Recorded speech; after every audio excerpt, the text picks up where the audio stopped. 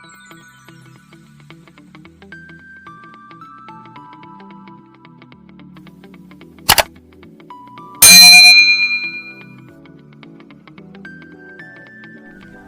everyone. Nah, seneng banget nih Safar bisa nemenin kalian di waktu senggang yang kalian punya. Nah, di sini Safar mau berbagi tips nih. Berbagi tips sama berbagi cerita traveling Safar ke Singapura dan Kuala Lumpur gitu. Nah, untuk seperti yang di judul, kenapa sih mau berbagi tips dan trik supaya kalian semua itu nggak takut untuk backpackeran. Selain itu juga kenapa gue buat video ini itu untuk menjawab pertanyaan-pertanyaan teman di luar sana yang pada nanyain Safar, kalau liburan tuh sih di Singapura kemana aja sih, di Kuala Lumpur, oh ya budgetnya berapa gitu. Biar nggak lama-lama lagi nih, lanjut aja kita ke pokok pembahasannya. Oke, ada apa aja ini, nanti di video ini juga ada tips, trik, dan saran-saran aku nih. Jadi kan wajib tonton terus sampai akhir ya, jangan di skip, jangan di skip gitu ya, jangan, harus tonton sampai habis ya. Emang aku nggak sewa penginapan karena aku punya temen di sana, tinggal bareng temen bisa kan gitu, share sama teman. Cuman ini kalau memang punya teman oke, tapi kalaupun nggak punya teman di sana, mau backpackeran doang sendirian, aku akan kasih tipsnya juga sih di sini. Nanti aku akan rinci deh biayanya berapa ya. Oke, nih hari pertama aku terbang dari Jakarta ke Singapura. Kenapa nggak ke Kuala Lumpur dulu? Karena lebih murah ke Singapura, lebih banyak penerbangan ke Singapura. Tuh. Terbang dari Singapura itu, dari Jakarta ke Singapura itu pagi. Supaya biar banyak waktu juga gitu loh. Ketika nyampe di Singapura itu sekitar jam 8 pagian. Jam 8 pagi kalian tuh keliling dulu aja di sekitaran. Untuk yang mau ke arah MRT itu kalian ke Changi Jewel. Changi Jewel itu yang kayak gimana? Yang kayak gini. Ntar aku kasih fotonya di salah satu sisi gitu. Nah, itu untuk yang di Jewel Changi. Itu yang Jewel Changi. Setelah dari Jewel Changi itu kan gratis tuh, buat foto-foto gratis. Jadi kan mampir aja gitu. Setelah itu aku lanjut ke Merlion Park. Merlion Park itu kawasan ya untuk yang gedung kayak duren itu, aku lupa namanya. Terus patung singa Merlionnya, patung singa yang pokoknya icon Singapura deh, sama yang Marina Bay Sands MBS yang gedung 3 itu kan, tau lah ya, sama yang Art Science Museum yang kayak gitu, gue cari gitu ini ya, pokoknya ada fotonya, nanti aku kasih fotonya.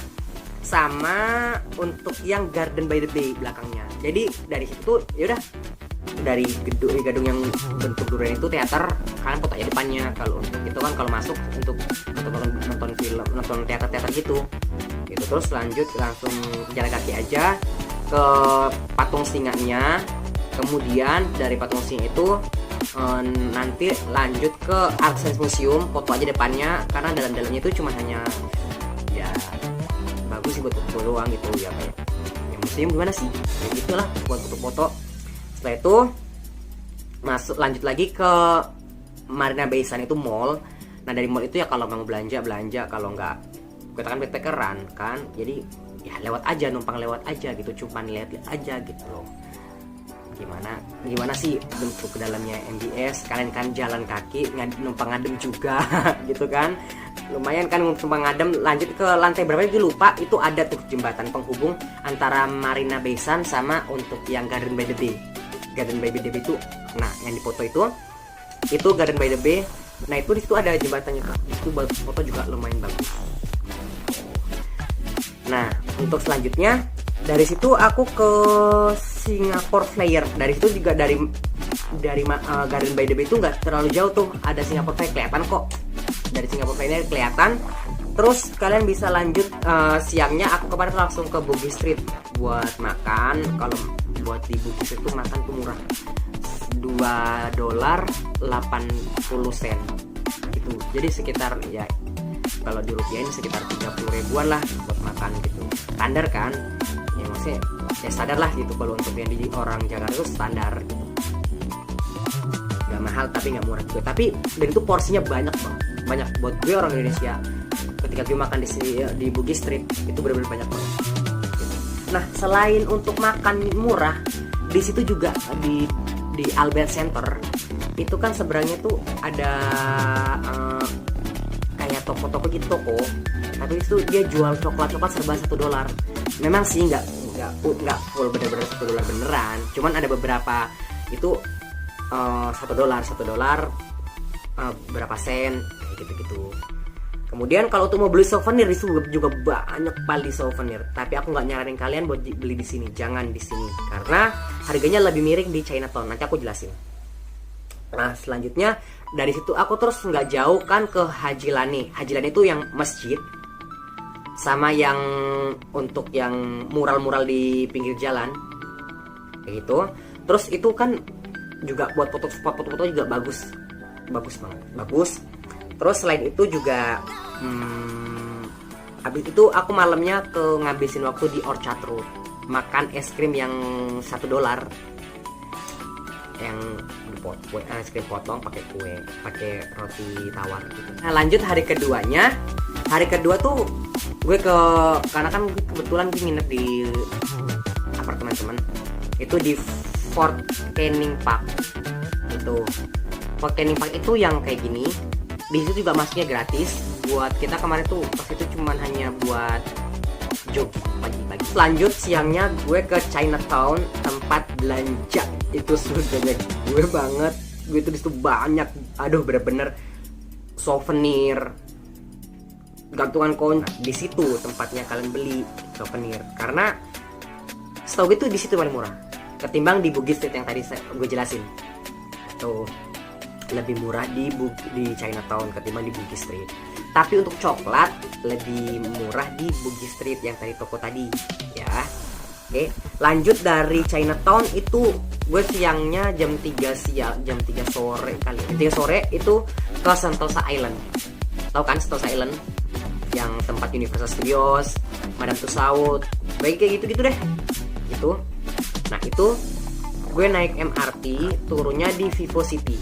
Dari Vivo City harusnya kan kita naik yang MRT-nya biar gak capek. Ada tuh kereta bayarnya $4 kalau nggak salah sih $4. Itu 5-10 menit nyampe ke St. Peter jalan kaki, sekitar 15 menit kok dari Vivo City ke Sentosa Island. Itu enak banget buat jalan kaki juga. Atau juga itu jembatannya ada jembatannya, itu juga tempatnya bagus deh, pokoknya bagus. Terus ada juga yang kayak di bandara, apa sih namanya ya, bukan eskalator sih. Terus ya kalau eskalator kan tangga ya, kalau dia itu ya pokoknya itu deh, ada kayak gitunya juga bisa dimanfaatin kok buat kalian yang pengen capek jalan juga bisa kayak gitu. Cuman jangan yang berbayar gitu loh, gunakan yang gratis bisa. Lanjut dari situ gue malamnya langsung dari itu kan nggak jauh ke Clarke Quay ya, lumayan sih naik MRT, gunain MRT. Oh ya, buat kalian nih tips ketika ke Singapura, kalian akan ditawarkan pakai EZ-Link atau karcis yang berbayar dari mesinnya, atau pakai Singapore Tourist Pass. Gue saranin pakai EZ-Link yang, atau enggak pakai tiket mesin. Kalau kalian memang nggak sering jalan-jalan, pakai itu aja. Karena kalau gue pernah pakai sewa untuk yang Singapore Tourist Pass sama yang pakai yang karcis itu lebih murah lagi untuk yang pakai karcis. Dari Clarke itu kayak di Kemang sih, kayak Kemangnya Jakarta. Nightlife-nya di Singapura deh. Tempatnya dugemnya ada, kafe-kafe banyak, bar, tapi di pinggir kali gitu. Tapi kan kali di Singapura mah keren, gitu kan? Kayak gitu. Nah dari situ gue cuman sampai jam 10-an, jam 10 karena jam 1 malam itu bus dari Singapura ke Kuala Lumpur itu ada. Oke, karena nah untuk yang pergi ke Kuala Lumpur kita gunain bus karena kenapa? Lebih murah, dan bus itu pilih yang malam hari supaya bisa istirahat di bus sekalian hemat budget.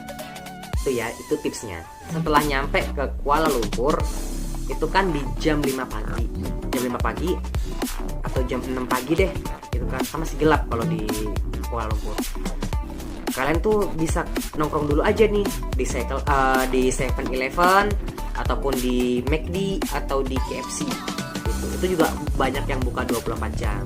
Jadi nggak usah perlu takut khawatir, udah kayak gitu aja gitu loh. Kalian bisa nyolok handphone, ada toilet gitu kan gitu. Nah, hari ketiga, berarti kan hari ketiga nih. Hari pertama di Kuala Lumpur. Gue kan nyampe pagi tuh, begitu nyampe gue langsung ke pasar seni paginya buat makan sarapan. Jangan lupa nyobain nasi lemak ya sama sih kayak nasi uduk, cuma pakai ya kayak nasi uduknya sana deh kayak gitu. Terus kan di pasar seni tuh yang kayak gini fotonya nih. Di situ di Malaysia tuh kalau gue bingung nih tempat belanja di Malaysia. Kalau banyak yang nanya tempat belanja murah di Malaysia di mana, gue juga kurang tahu. Lanjut dari pasar seni, gue ke siangnya tuh rada check in dulu kan, check in hotel dulu. Nah kalau nginep, inget ya, nginep di Singapura itu kalau bisa di Regalia Suites, itu keren. Harganya cuma 250 ribuan deh. Ada kok kamar yang termurah itu 250 ribuan, yang tapi view dari poolnya kayak begini. Tuh keren kan, keren banget gitu. Makanya kalian usahain nginep di sana. Ya harus dia nginep di sana karena emang bagus banget, bagus keren banget. Terus dari situ gue langsung ke dari pasar seni ke Batu Caves. Habis check in langsung ke Batu Caves. Itu nggak jauh dari Regalia, itu nggak jauh dari stasiun kereta kayak kereta KRL deh kalau di Jakarta. Nah di situ ntar kalian bisa langsung ke Batu Caves. Tapi ingat, ke Batu Caves itu keretanya tuh agak lumayan lama, kayak yang bus dari Bekasi ke Cikarang kayak gitu. Busnya keretanya tuh lama, sekitar 45 menit sekali kayaknya sih itu. Lanjut dari situ ke KLCC. Moda transportasi sana memang lumayan agak ribet, cuman kalau di sana tuh bisa diatasin dengan menggunakan Grab. Dari situ gue malam di Jalan Alor sama ke Bukit Bintang. Lanjut hari keempatnya gue main ke Dataran Merdeka. Dataran Merdeka itu kayak begini. Terus juga ke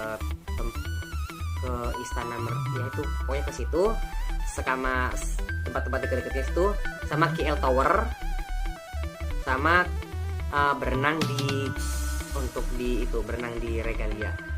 Terus gue langsung check out, terus udah deh balik ke Jakarta gitu. Nah sekarang untuk ke perincian biaya-biayanya. Oke.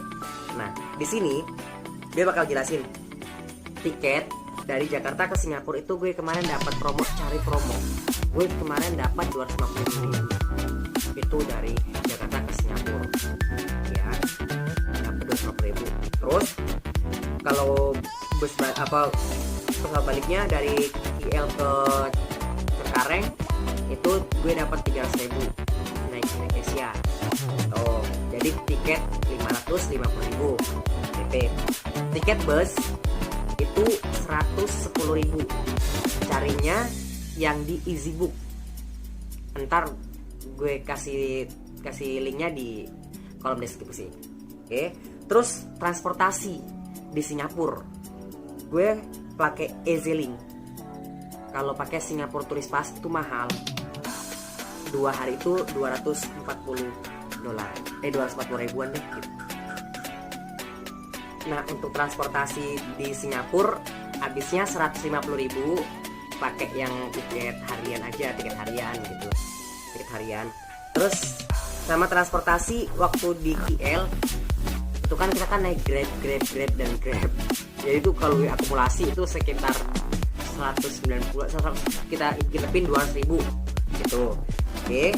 Terus kalau untuk hotel di Kuala Lumpur kan tadi di Regalia 250 ribu kan. Nah kalau tipsnya buat lebih murah ya lu bawa temen gitu, jadi biar lebih murah gitu. Tuh. Terus untuk yang hotel di Singapura kan karena gue tinggal di apartemen temen, kalau kalian cari hotel yang murah, yang dormitory, yang satu ruangan bisa ber-8, ber-6 gitu kan, cari kayak gitu aja lebih murah tuh, sekitar 150 ribuan kayak gitu ya, 150 ribu untuk tinggal di sana. Kalau untuk makan sama kita samain, satu kali makannya tuh 30 ribu. Di Singapura 180 ribu anggarannya, sama di Kuala Lumpur 180 ribu. Tuh kita main aja. Terus sama udah deh, itu semua. Itu yang pengeluaran wajib ya, itu di total 1.770.000. Tuh, itu belum termasuk sama, itu paling sedikitnya segitu gitu. Makanya murah kan, cuma 1 jutaan itu udah bisa pergi gitu. Nah kalau untuk tipsnya sendiri nih, aku kasih tips yang pertama, harus banyakin jalan kaki tuh biar lebih murah, karena deket-deket juga sehat juga.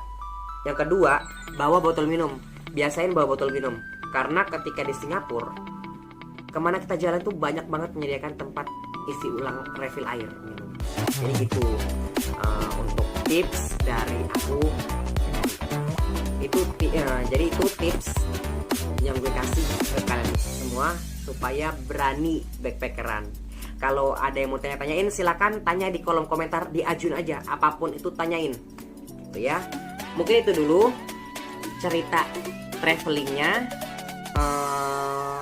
tips-tipsnya. Nanti memang ini masih baru video kedua, jadi mungkin masih berantakan ya, masih banyak yang lepetan gitu, tapi semoga lebih baik dari yang sebelumnya. Harapannya sih gitu. Nah mungkin itu dulu,